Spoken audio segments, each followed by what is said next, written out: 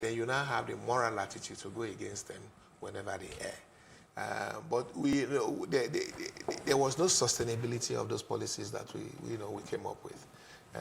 The IG who took over from me um, did not follow up. If he had followed up, all these things we are seeing now will not be there. Well, the current IGP is saying that Yes. he wants to reintroduce stun Yes, gun, and some yes. other persons are saying that police officers that are on the street should be disarmed completely. They can go with the stun gun. What do you say to that? Well, like I was discussing with the CEO on our way here, I was in Oslo for a security summit last week. The police force in Norway, they don't carry firearms at all. Everybody is employed. They have free medical education, free medical services. They have free education.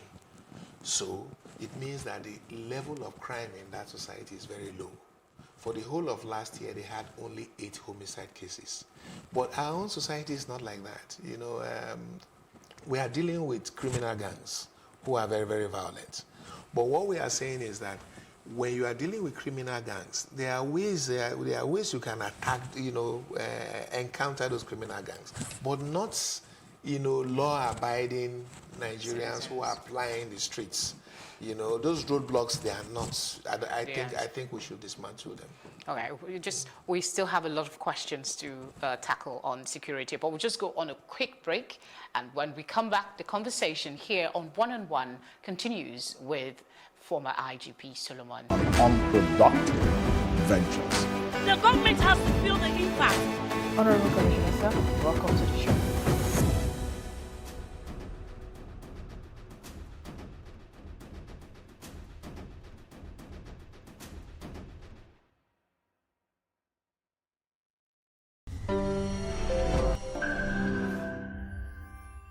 You're watching One on Plus TV Africa. I still have with me Solomon Arase. Thank you for staying, sir. Thank you. All right, before we went on that break, we're talking security and the police attitude and all of that. You talked about stun guns in your time, procuring some of this. What happened to them? Could you tell us? The 200 we procured was supposed to, be sent to the training institutions so that every policeman, when they go for their training program, either development courses or whatever, they now introduce them to, the use of those stun guns. But they kept them. They didn't implement that, and that is what the new IG has now thought necessary. That they should start teaching them the use of the stun gun. Okay. Yeah. Will the budgets cover for that? Well, it's not something that is going to be incremental.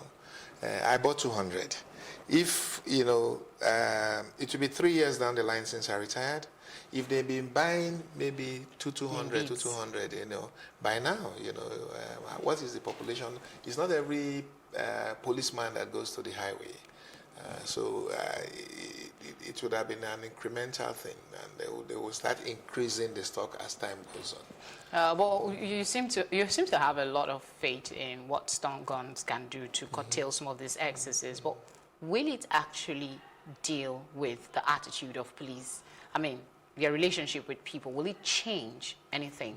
Well, the idea is that stun gun reduces fatalities.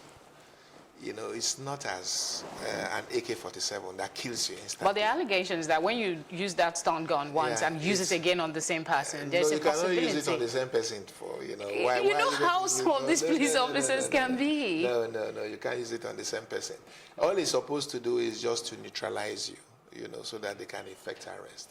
And, there are rules and regulations on when to use firearms. Unfortunately, it doesn't seem to be effective because these men, even the same set of police officers that will be going out with this stun gun or whatever it's it is. It's all about training. It's all about capacity building.